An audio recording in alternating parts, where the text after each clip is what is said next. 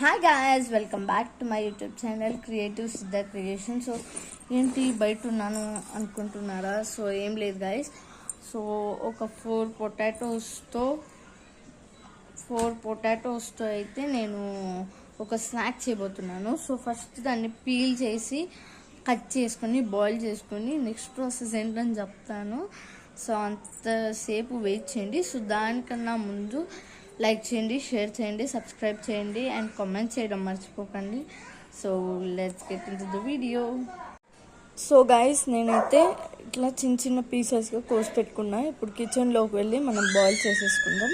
So next process ఏంటనే చెప్తాను. So please wait. So guys, దీంట్లో అయితే మనం పొటాటో అయితే వేసేసుకొని ఉప్పు అయితే వేసేసుకొని మూత పెట్టేసుకుందాం. సో ఇది కుక్ అయినాక నెక్స్ట్ ప్రాసెస్ ఏంటని చెప్తాను. సో గైస్, పొటాటోస్ అయితే బాయిల్ చేసేసినాను. సో ఫుల్ స్మాష్ చేసేసుకుందాం. ప్లస్ దీంట్లో కాస్తంత ఉప్పు అండ్ సో దీంట్లో అయితే చిల్లీ ఫ్లేక్స్ అయితే వేసేసుకోవాలన్నమాట. సో ఇదంతా ఫుల్ మిక్స్ చేసుకునే ముందు ఒక మిక్సీ జార్ తీసుకోవాలా. ఒక కప్ అంతా అటుకులు అయితే వేసుకొని మిక్సీ పట్టేసుకోవాలన్నమాట. ఇప్పుడు అటుకులు అయితే ఫైన్ పౌడర్గా చేసేసినాం కదా, దీంట్లో అయితే వేసేసుకోవాలి ఫుల్.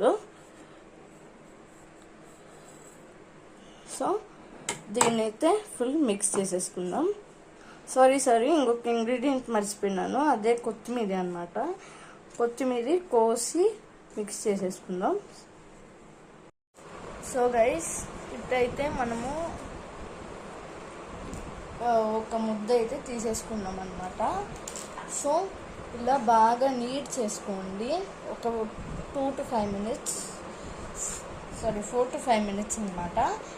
సో ఇలా నీట్ చేసుకుంటే ఏమవుతుందంటే విరగడం తక్కువ అవుతుంది, అంటే విరిగిపోవడం అట్లాంటిది. అండ్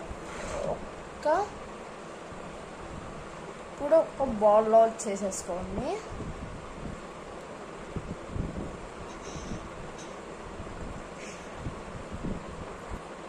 సో ఇలా అయితే పెట్టేసుకొని ఇట్లా ఫుల్ రుద్దుకోవాలన్నమాట.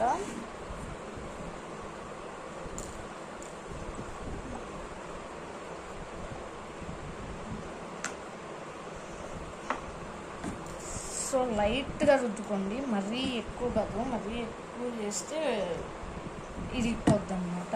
సో లైట్గా, మరీ అంత ప్రెస్ కూడా చేయకండి.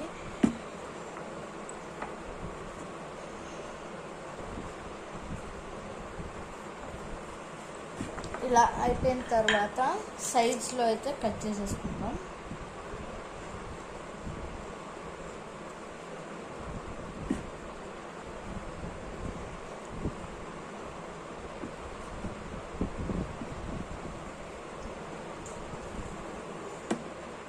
సో 4 sides ఇలా కట్ చేసేసుకున్న తర్వాత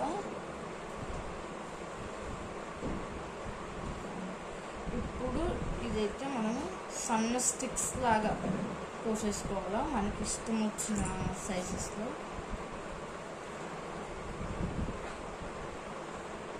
ఇలా అయితే కోసేసుకున్న తర్వాత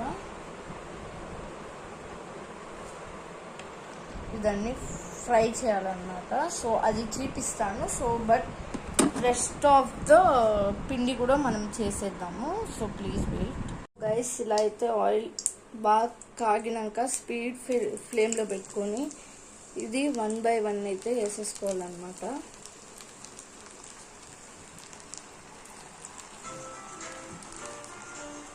సో ఇలా అయితే పెట్టేసుకొని అది బాగా ఉడికినాక తీసుకోవాలా. సో గైస్, ఇదైతే ఇలా ఈ కలర్ వచ్చిన తర్వాత మనం తీసేసుకొని ఒక ప్లేట్లోకి వేసేసుకున్నాం. సో ఇలా అయితే రెడీ అనమాట. సో సైడ్లో సాస్ అయితే వేసుకొని నంచుకొని తిందాం. టడా! సో నేను తినేసి టేస్ట్ చెప్తాను.